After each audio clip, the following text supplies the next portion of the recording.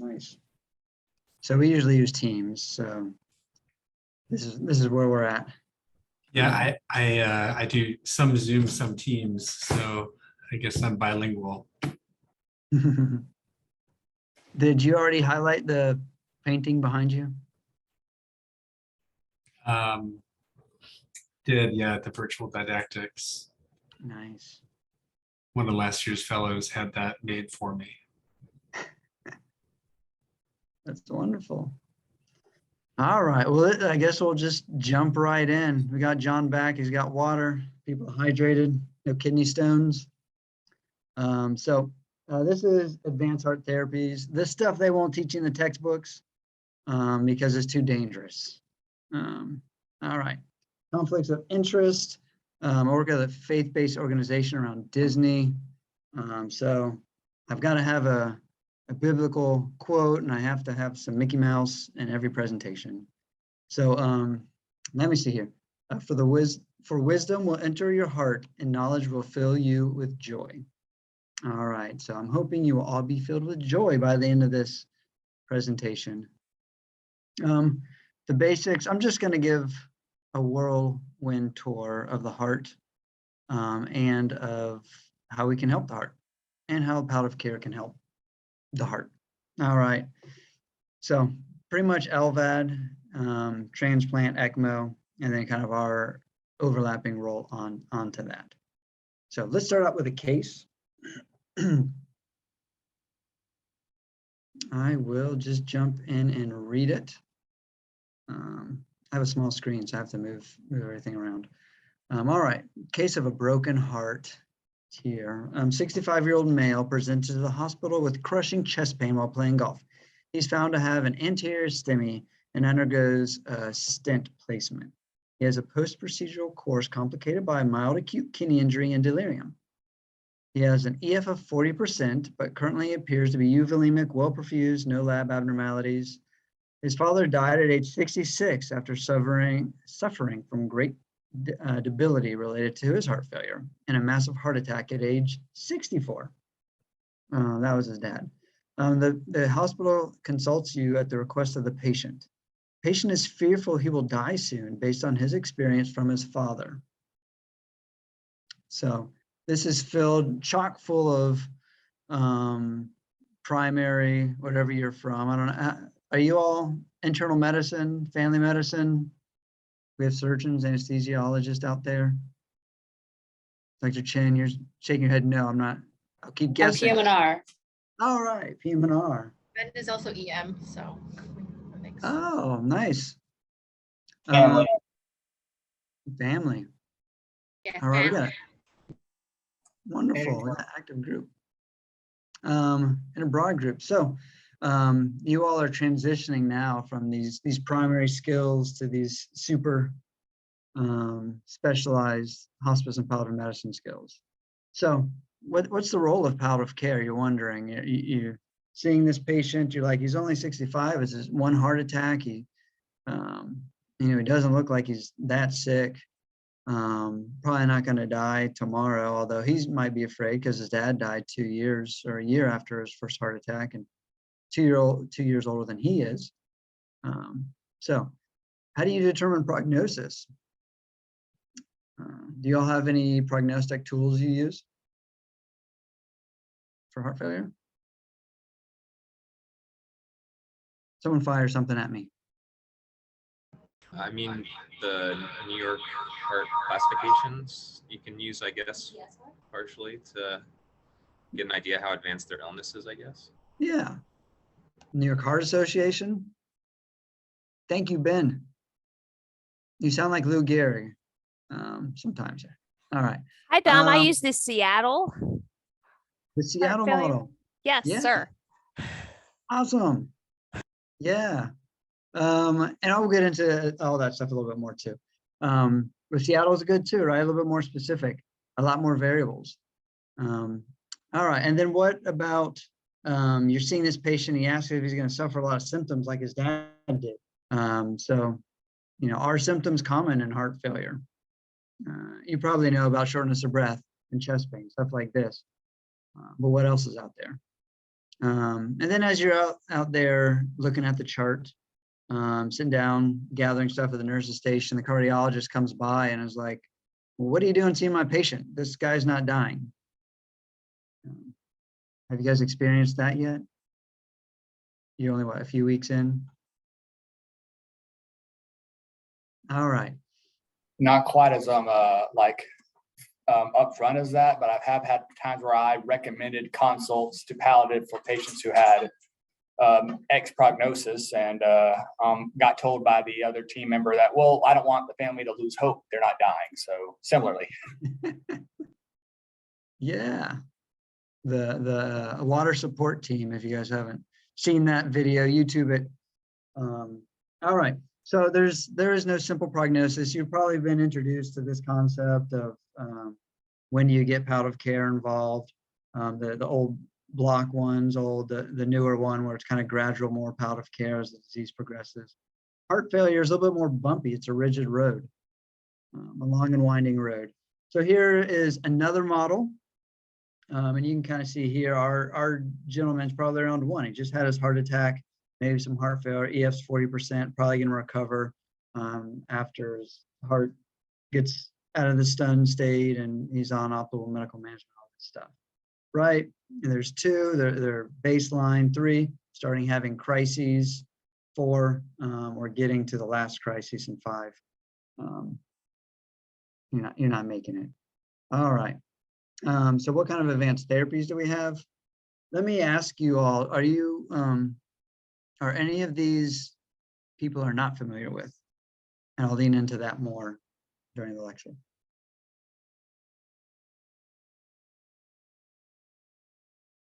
Equally comfortable with ICDs, inotropes, LVADs, transplant, ECMO. All right. I will move on then.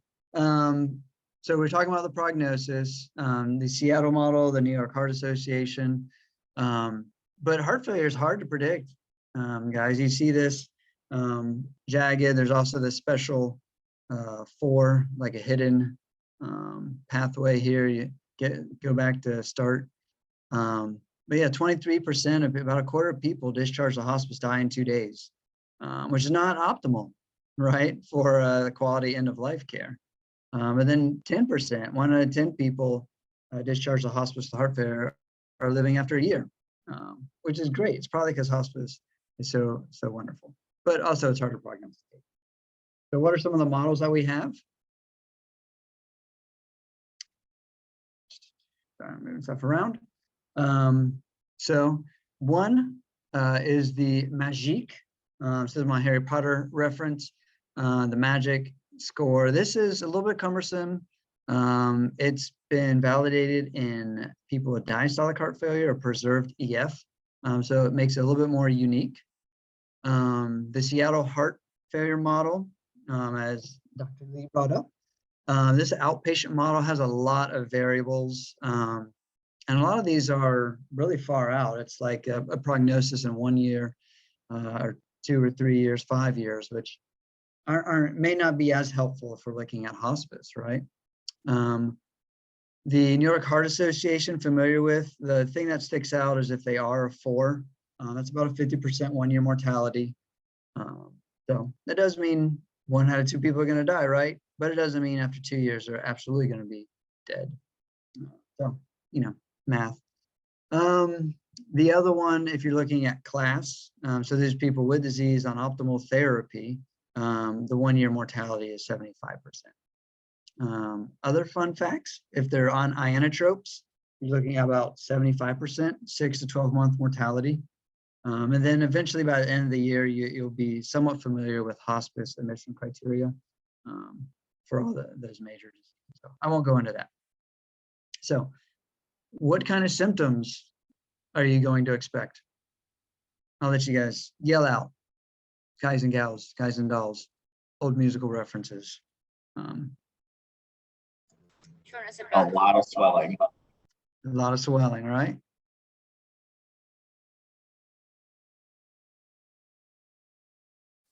I'm gonna jump on right on. So this is a busy slide. a lot of mechanisms that I'm not so interested in. But I am interested in just letting you know that chronic diseases, these are things you're going to see. So remember this, Pearl, as most diseases that you see, they're going to have one of these things, right? Or if not several. Fatigue, depression, pain, breathlessness, and anxiety. So I don't know if at your programs you're using ESAS, admin symptom assessment scale. It covers some of these, but these are good screening tools for physical suffering. All right. Patients often have worse quality of lives compared to cancer, and a lot of studies in palliative care compared to cancer, because that's where we kind of started. If the cardiologist is coming in at you hot, you can always remind them that yes, the ACC and the AHA, American Heart Association, heart failure guidelines do recommend that you refer them to hospice and palliative care. So you're just following their guidelines. All right. There are studies that support that palliative care can help, and hospice can help patients with heart failure, but that is not the scope of this study, of this presentation. So I move on. Where do you think palliative care fits? Speak up, cat it up. 1, 2, 3, 4, 5. One. Any of them. All the above. I love it. Why not? So these are where palliative care can fit into this, right? So around the 1, you can talk about. So I did change to maybe a shoddy drawn, but another model. But earlier on, palliative care can get involved with like pre-implantation or pre-intervention advanced care planning, right? If they're admitted like around 2 and you're at decision point, you might get consulted with a consult if you're in inpatient palliative care service, making these decisions. So a lot of prognostic uncertainty in these situations. It might be 3 where you're doing a follow-up clinic, post-transplant, post-LVAD, checking on symptoms, seeing how they're doing, planning for the future, social structure, stuff like this. 4, there's a change in health care status. You might need to revisit the goals of care. And then 5, bereavement. All right. So your role, what do you think? Well, let me just click through it here. So your role is helping make sure they understand what's going on with them.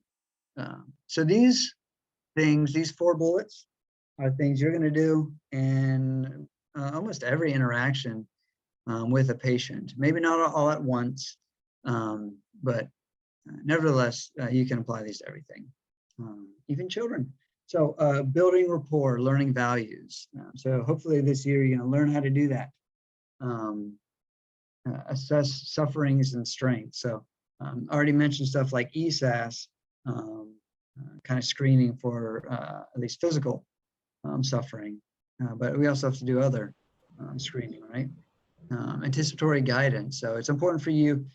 We are not all cardiologists, and I'm not a cardiologist, but you have to have an idea of where this disease goes, so you can kind of give the family a perspective, even if it's a rough estimate. And then that leads into preparedness planning. So we'll bring the skill set of what to expect, the medical knowledge, translating that from the cardiologist to the patients through what we know about their values. All right, hot mic. LVAD therapy. So next case is Mr. Cheney again. All right, he made it past his dad's death date. So he's 68 years old, Mr. Cheney. He's admitted for CHF exacerbation. He's evaluated to be for heart transplant. You're consulted to assist with his goals of care. He's also being evaluated for an LVAD too. So what is an LVAD and what's your role? So what do you think? I gave you some tips last slide. What can we do for this person? So we have a left ventricular assist device.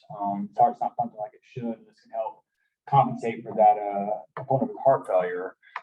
Where yes, our role is our normal palliative stuff, symptom management, goals of care discussions. I believe we also play a pretty big role with preoperative like screening for it too.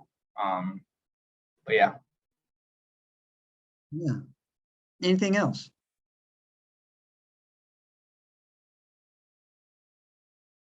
All right. I think so. One of the main things we do, right, is shared decision making. So make sure a big part of our role is make sure the patient's in the center. So gotta figure out their values, figure out what's important to them, put it in that context. All right.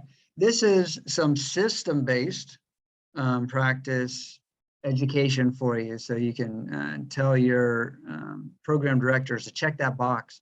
This is looking at like how it's kind of like how a bill becomes a law, but this is how palliative care got baked into the cake with LVAD treatments and all this. So 2003 LVADs were approved. They were approved as destination therapies, right? So no longer a bridge. Before they were kind of like, you can use them, but only if you're going to get to transplant. But now they're listed as destination. So with that, the Joint Commission thought, well, it'd be a good idea to have palliative care specialists involved with each case. So it became kind of a standard that if you're going to have an LVAD program, you need to have palliative care involved. And that's a great idea to have us involved, to give the patient values, to have a whole person assessment. We just don't have enough staffing to do it, at least at our facility and probably across the nation is very clear. I don't know if at your locations.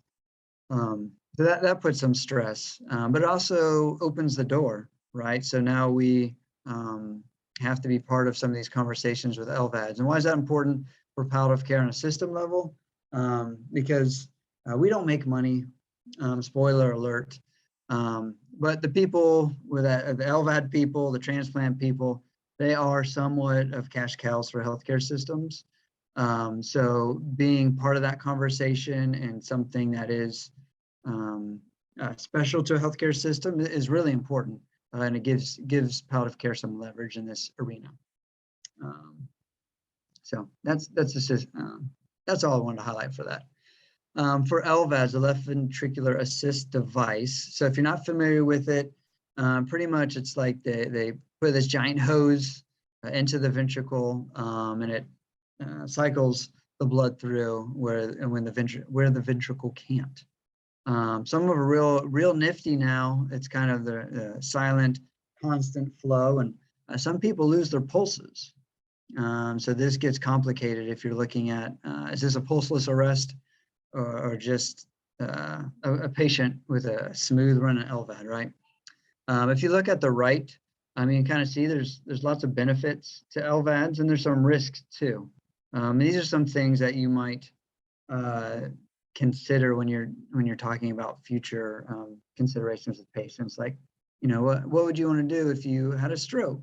What level of debility is acceptable for you? What's your quality of life that we need to maintain? So that's kind of how you would use that. So I'm moving my screen around a little bit.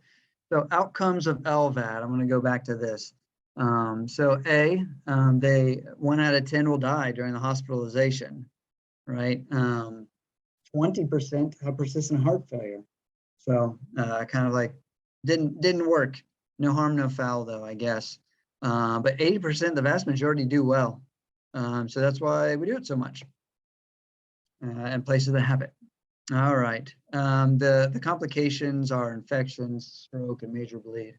And probably the one that is most concerning is a stroke, because then people don't know what to do. They've had a stroke, they're debilitated, but they also had all this hope of, I have bad heart disease and I'm going to be better. So that's a tough break. And those are rates in the first year. All right, let's get to heart transplant. So do you all have transplant centers connected? We're close to heart transplants for me, but I'm not at that primary campus. Look for nods. All right, thumbs up, thumbs down. No. All right. Well, I will run through this quickly then. But what you need to know is heart transplant is very complicated evaluation. They have multiple providers, medical doctors, surgeons looking, discussing risks, alternatives, benefits, all this stuff. The other thing is they have to look at their transplant candidates, right? So they're going to be on immunosuppressive therapy. They have to worry about infectious diseases. They also have to worry about cancers. They have to make sure their screenings are up to date. And then you have to look at comorbids like psychiatric disease. As we go through this, you might be wondering, like, where's palliative care's role? Like, they have physician evaluation, they have social workers, they're looking at financial pharmacists, dietitians, they got the whole IDT. So what are we doing? All right. And that is a good question, and I will get to that. So other things they look at is like social support with LCSW, financial support. How are they going to pay for this? And how are they going to keep a roof over their heads, which is important when you have expensive therapies in you. Are you going to be able to comply with your medicine, stuff like this, and follow the diets because they become quite restrictive, right? So this all leads you to your patient review committee. So this is your warning that the process might not seem fair or equitable.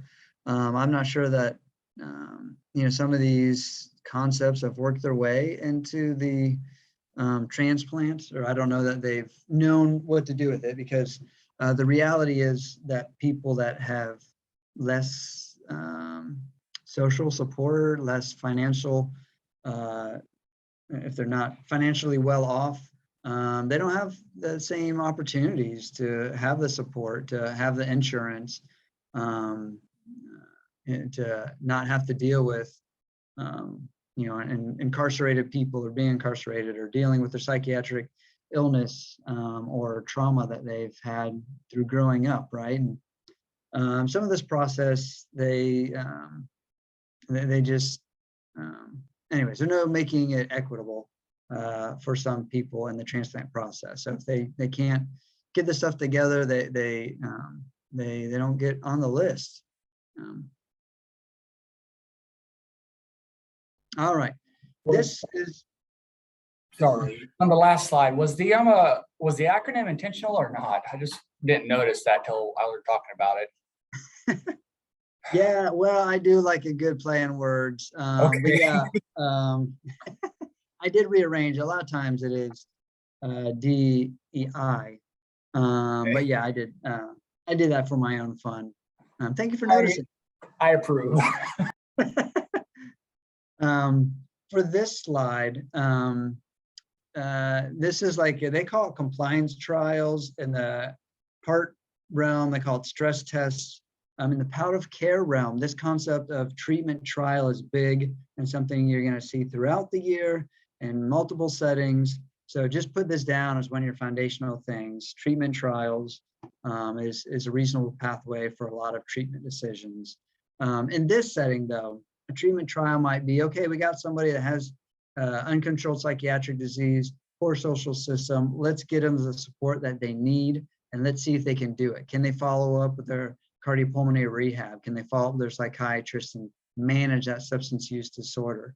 And if they can, then maybe they can get the transplant, right? They've shown that they can get through those hoops. All right, that's that.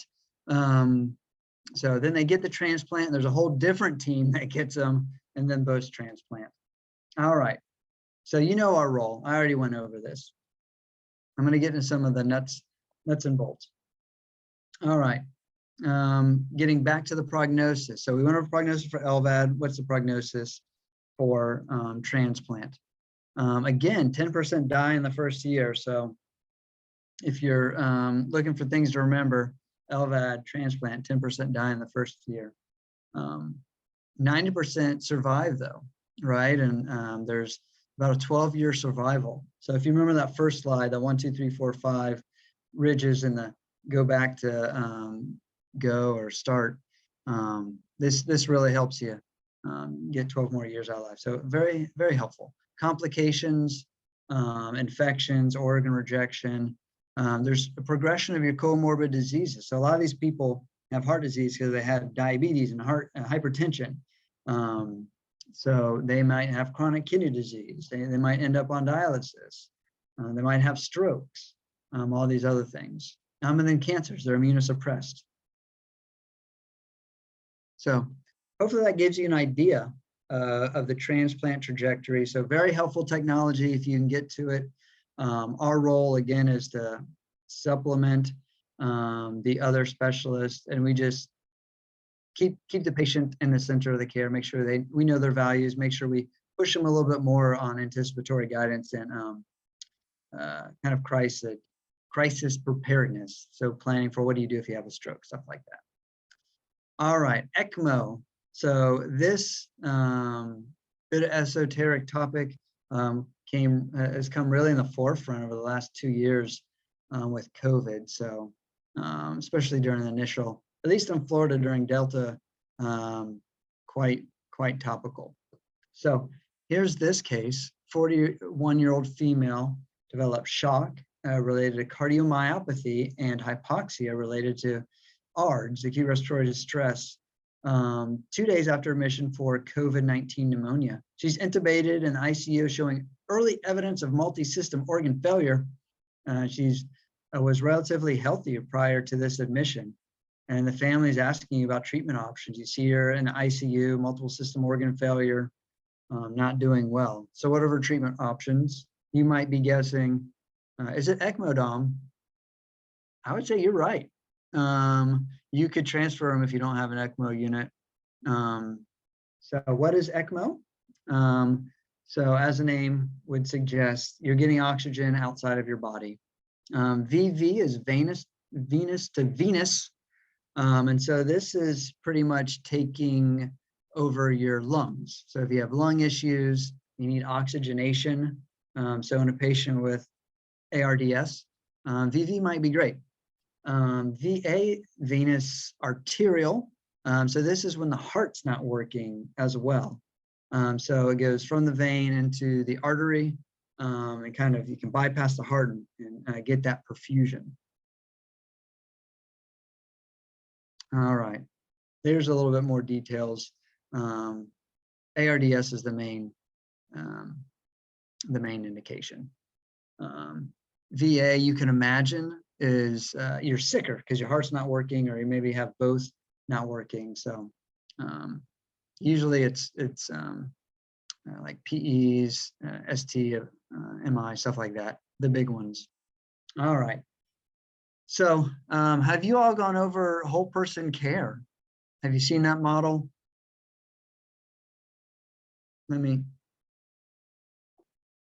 What are some of the realms? I'll give you one. Physical. Spiritual? Spiritual, love it. Spiritual, existential suffering.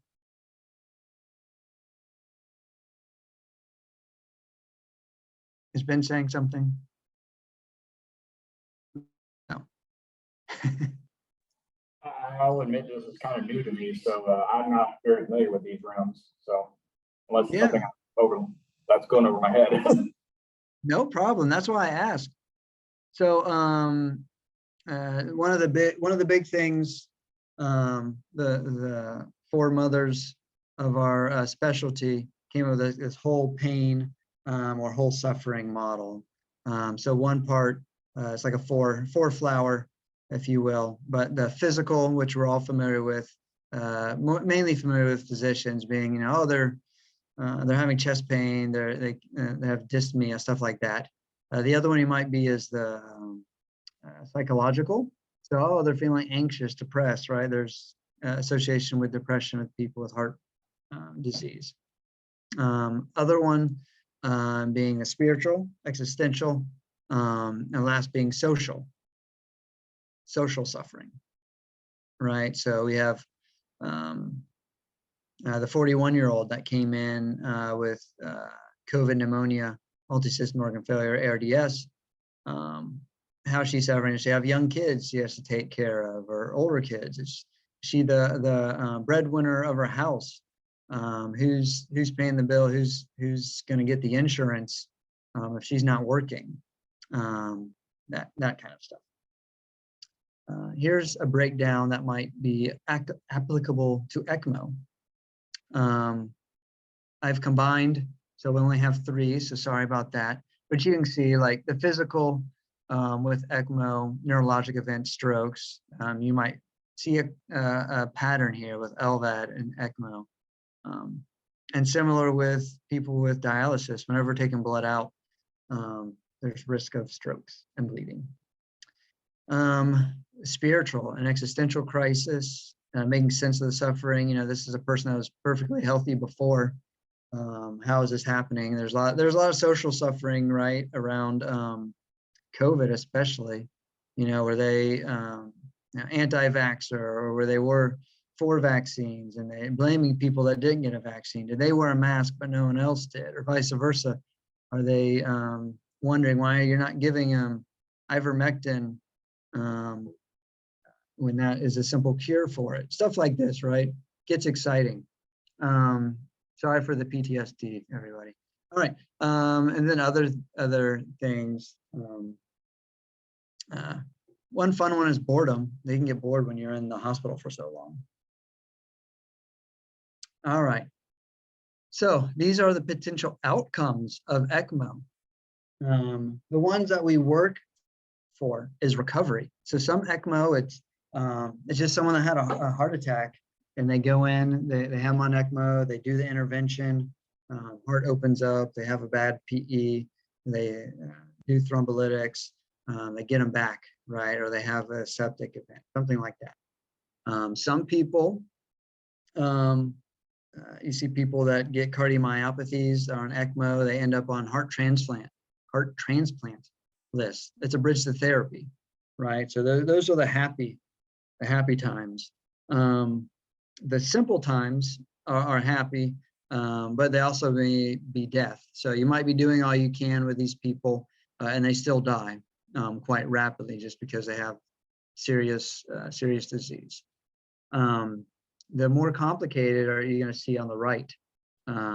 So the purgatory, which we call the bridge to nowhere. So you're on ECMO, you're not dying, but you're not healthy enough for whatever reason to get a transplant or LVAD.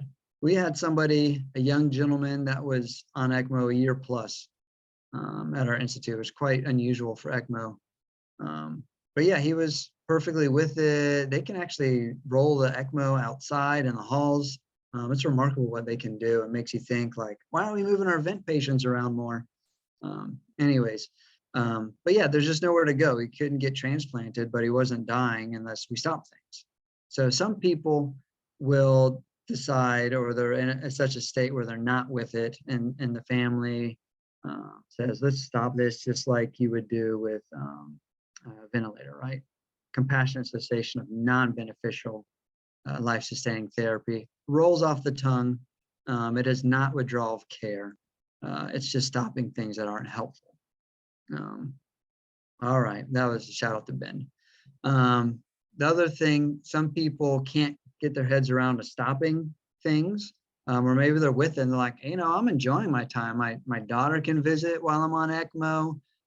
Yeah, I'd rather not be in here, but you know, I can binge watch my Netflix. I'm happy. Stranger Things, I think there might be another season coming out. I'm gonna wait for that or whatever. But they might say, you know what, if the device fails, just let me go. So those are the pathways. And if you go back, these are, again, some of the common pathways you might see in any advanced disease, where you might see somebody on chemo, and you say, okay, maybe this chemo will work, such as people with lymphomas, leukemias, where they can get a bone marrow transplant, something like that. But they have, you know, if they can get it to a certain level.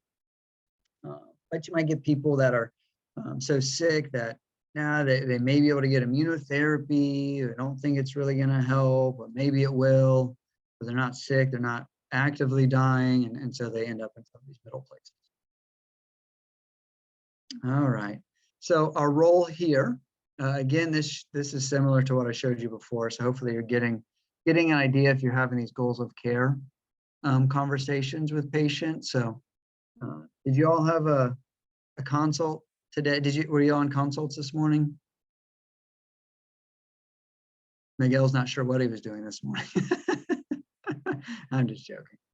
You were right here. All right. Been in the same room all day. Oh.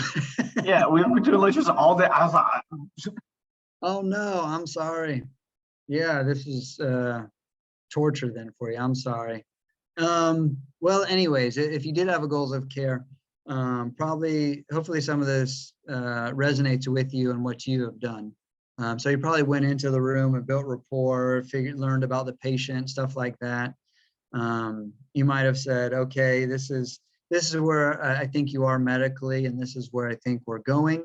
How do you want to approach it? You know, do you want to do the G-tube? Do you think we need to do a trach? Do you think we should do CPR or do the intubation? Right? What are the goals here? What are we hoping for? Do we go to rehab? All right. Hopefully this is enough overlap for everything. Trying to set a foundation for you all. And then guided exploration of, okay, do you want to do a trach? What does that look like at an LTAC? How long will you be at LTAC? What happens if it doesn't work? If you get stuck on the ventilator and you aren't able to come off like we hope. All right. I'm going to breeze through this, but I did send an email with this. This is based off of preparedness planning, the serious conversation guide. So you did have this morning the serious conversation lecture, I think, or midday, I should say. So you might remember some of these questions. These are not like go down and ask all these questions type of deal. It's just a list of ones that I've found stuck out with people that might find it helpful. So what I would suggest is, if you're looking like, oh, how do I explore values with a patient? Maybe borrow one of these on, try them on, try them on, see how you feel, how they feel on you. Do you look good? Is it before or after Labor Day? I don't know. Just do what feels right, people. All right, moving on. This is, again, just the tips. This is the first one is just like getting to know the patient. This is actually doing a little bit of the some of the task of education. So like disease-specific tasks, you can see like transplant. They need to know that it's aggressive palliative intervention. I like to throw that one in the cardiologist's face. That it's not curative, it's only palliative, just like me. All right. But they still have chronic diseases and they may not be a candidate. So they need to know this stuff, right? So that's an example. Other things for a complication, you might say, well, the things that might happen is you can get an infection, you can get rejection, you might get cancers, just so they're aware that it's on their radar. And then setting expectations. So if you become sicker, how much are you willing to go through with the possibility of gaining more time? So this is a big one with strokes. Like if you're not able to, usually people say, if I'm a vegetable, I can't communicate. Yeah, I don't want to do that. But there's a lot of room in between being a vegetable, not interacting with people, and being your usual self before a stroke, right? Is it okay if you're living in a nursing home? And it's okay to try that out and then determine if you don't like it later. All right, here is my fun part. I like to do a little question round for you all. Do you have any questions about, time check, about ECMO, LVAD, transplant? So again, as a palliative care clinician, I would just say be aware of these. Because patients are going to ask you, what can I do? What else can I do? And sometimes I'm the one that's like, yeah, you should probably get evaluated by a cardiologist, at least to get the final say. If someone is aggressive in their measures and their hopes, and there's I have a question. possibility. For ECMO, I know it depends on the situation, but what's the typical length of a trial you would do for somebody who goes on ECMO for something like, well, I guess COVID or, I guess we're talking about heart failure as well. Mhm. Yes, so I think all the models go to about 30 days. And after that, it's the wild, wild west. So they really, our institute would keep them on forever. So there's a lot of outliers. I think generally people are on them for just a few days, and then they're on and off. And then beyond that, there might be a few outliers that are a few weeks. And then maybe less than a handful in our institute, I would say every year, are there for over 30 days.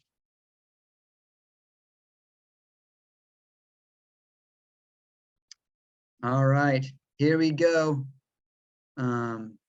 This is some end of life stuff. I'll get you prepared for your end of life ethics.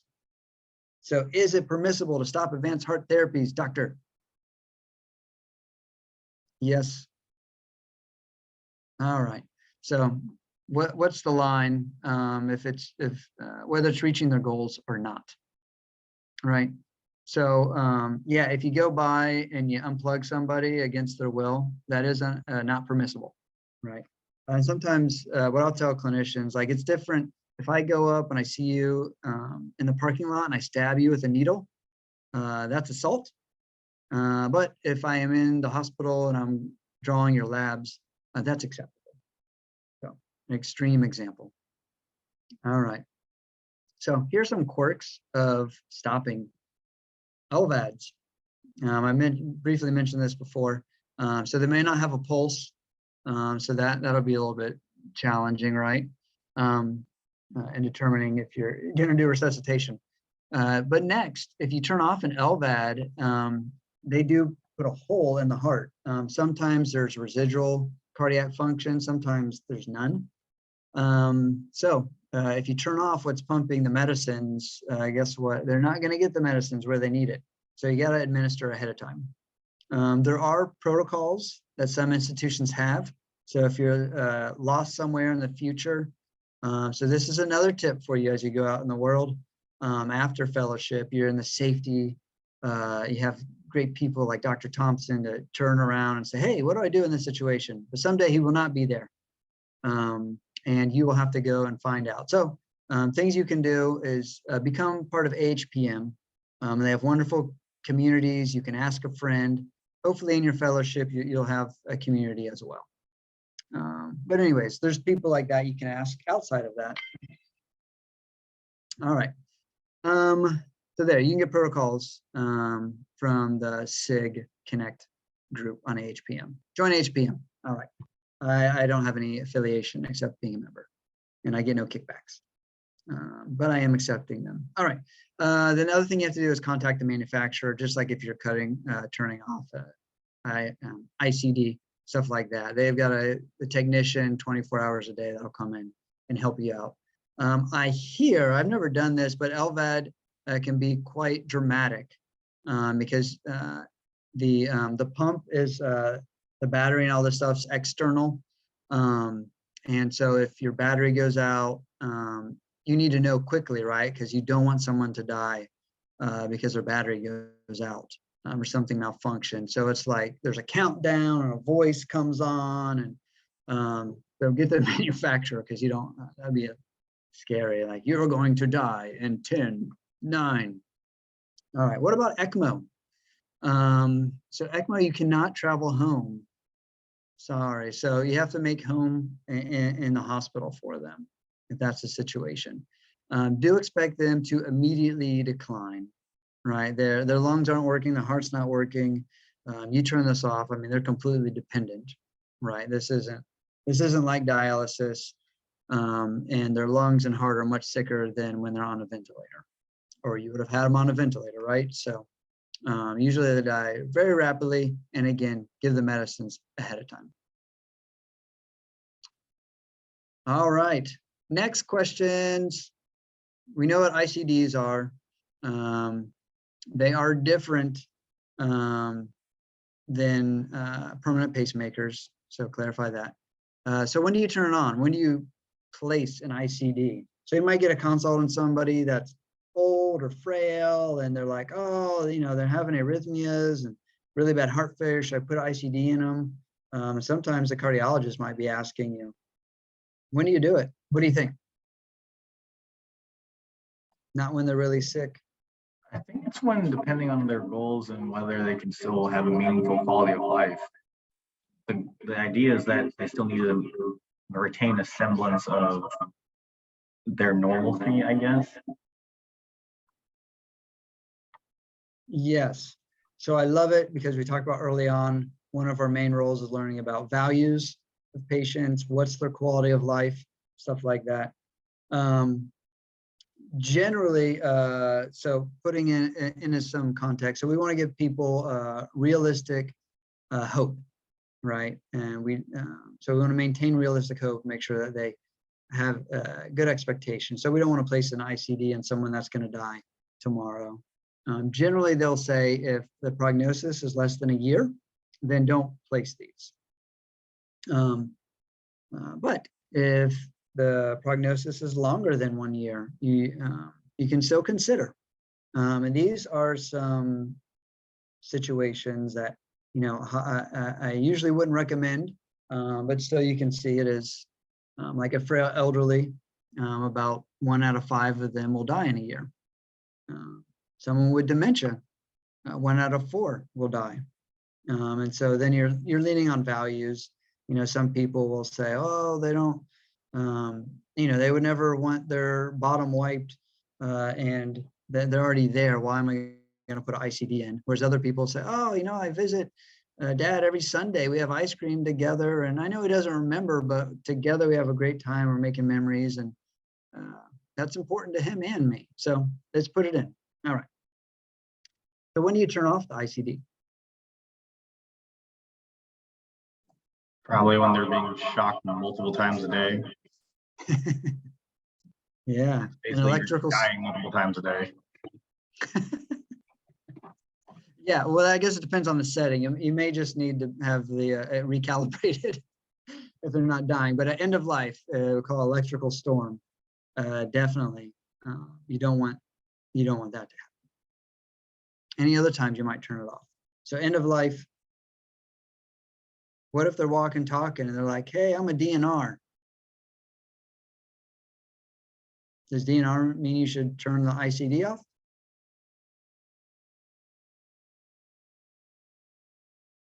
I'm getting yeses and nos. And It depends what the patient wants. Because there's times whenever someone might have an arrhythmia that it shocks them. It doesn't necessarily cause them to have an arrest, but it's a point where they would have died otherwise. Some folks will say, I'm okay with that discomfort. Some folks will say, no, I'd rather just not have that because it's painful, and I'd rather just be at peace and let me die if it happens. So I would say it doesn't necessitate it, but some people will still have it turned off if they're DNR. Yeah, context matters. So I would just say a lot of people I'll hear in the hospital, they're DNR, and they're like, we have to turn the ICD off. That is not necessarily the case, because indeed, like you said, John, some people, they get shocked every once in a while. They say, oh, it's not that bad. And it keeps them alive, and they have a good quality of life. That's different than if you're somebody that is dying and has an ICD and a DNR, and you're going to hospice inpatient unit, something like that. All right. What about device being removed? Does that seem like something stupid to share with you? All right. I have tough skin. You guys are calling me stupid, but I'll just say, you never know what patients are going to ask you. And some might say, no, I don't want it removed or whatever. So just let them know. It's simple. And don't forget the battery, not the battery trick, the magnet trick. So if somebody says, no, I'm afraid to turn it off, and they look like they're going to die, and they might hit this electrical storm and not benefit from it at the end of life, then there's these large magnets. In the hospital, they have them on code carts usually, at least around our hospital. If you're on hospice and managing them, just make sure that they get a magnet. The family can put that on them if that time comes. So that would be anticipatory guidance for palliative care emergency. All right. End of life medications. So this is a common question too from patients. If you bring up hospice, so like, so that just means they're going to stop the medicines? So can you continue medicines for people with heart failure? Yeah. And there's a lot of confusion, right? Maybe from chemotherapy, I think, where you wouldn't necessarily be on chemotherapy in hospice. And so, yeah, you have to make a decision if you can get chemo or do hospice, if you have that decision to make or option. But yeah, generally you don't. The hard facts with this, I think, is follow the money. Hospice is a capitated system, and so there may be interventions that can prolong life somewhat that are too expensive, and so they just can't afford them. And there's more and more of those kind of coming out these days. But with that said, there are a lot of medicines that are not super duper expensive that can help with symptom control and mortality. So ACE inhibitors, beta blockers, diuresis is very important for heart failure patients because that's going to help them with a shortness of breath or swelling, discomfort in their legs and arms. Swelling happens in the abdomen and the intestines. They get constipated, they lose their appetite. So managing fluids is still very important on hospice. All right, so some keys with that. You can always double the Lasix dose. The bioavailability stuff, IV, works better than PO. You can do subcutaneous if you're in a hospice. That's usually where you do that. So that's that. What about ionotropes? So you can get on milrinone, dobutamine as outpatient, stuff like this. So sometimes people get stuck on these in the hospital, and if you're, I only find this at tertiary care centers really where they'll discharge people on ionotropes. Other places are just like, you need hospice. There's no way out. Anyways, there are some places that hospices will take people on ionotropes. It may improve their health-related quality of life, but there is some burden with the infusion that they have to carry around with them, and it may increase their mortality. There was a study, well, I guess just general, I'll say dobutamine, if you're picking, is cheaper. So maybe if you're a hospice and you're looking to add this to a formulary or push them to take this person on that's on it, then dobutamine's the way. Milrinone's longer acting, so if there's a problem with infusion, stuff like that, they might be better. We've had people on them and then they're like, oh, they can never get off, then you stop it and they think they're gonna die, then there they are several months later.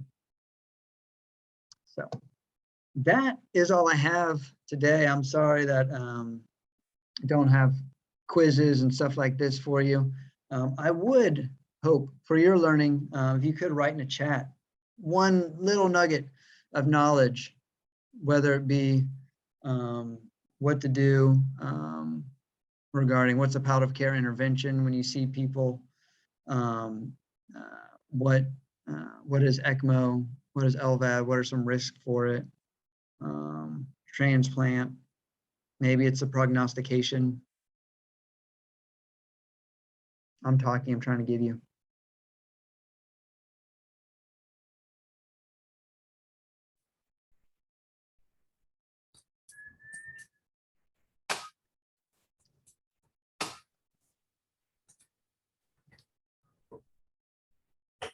I guess while people are doing that,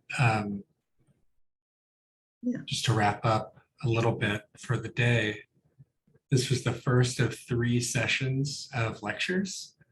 I hope that you find them helpful. I think it's it's kind of nice to hear other voices in your training besides just the folks at your own program. So next week, Thursday from 12 to 4:15 again, we'll have an introduction to hospice given by one of the physicians at Prisma Health, my hospital. Dr. Liz Gunderson will give an ethics at the end of life talk. I believe Bridget Palathra is going to give the palliative care for pulmonary diseases lecture. And then we'll have an opioid pharmacology and basics lecture from Justin Colgren, who is a pharmacist at Ohio State. So again, very broad stuff. Hopefully you're getting something out of that. And Dom, if you want to, I'm sorry, I know you have a poem to read as well. Yeah, I've got poem slam jam here. So I like this one. And I think it's especially important through your year, as you'll find. It's kind of like the EMR has 1,000 data points, but the heart of the patient and what they value is really the most important. So that's the take home with that. But let me read it so it makes a little more sense. So the night has 1,000 eyes and the day but one. Yet the light of the bright world dies with the dying sun. The mind has 1,000 eyes and the heart but one.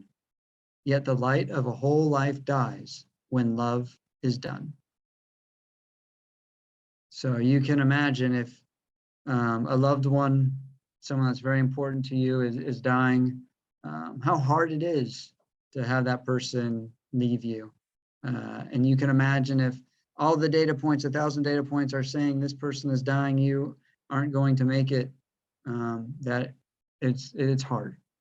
Sometimes it's hard to wrap your head around that because there's something that's more important than that data. And that's where we live. We help them process the emotion, we connect the knowledge with the emotion. All right. Nice. This is the same message, but this is my Disney plug. All right.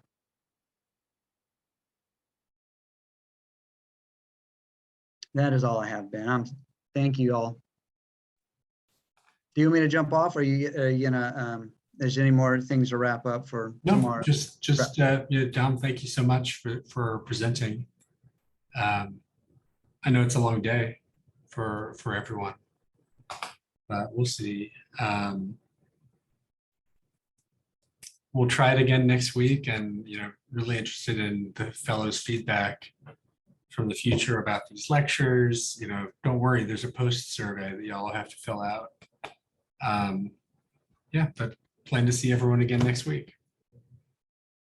Thanks for organizing, Ben. It's great. I love getting to see Alex, and she had so many pearls too. I still learn stuff from her. Oh yeah, me too. All right.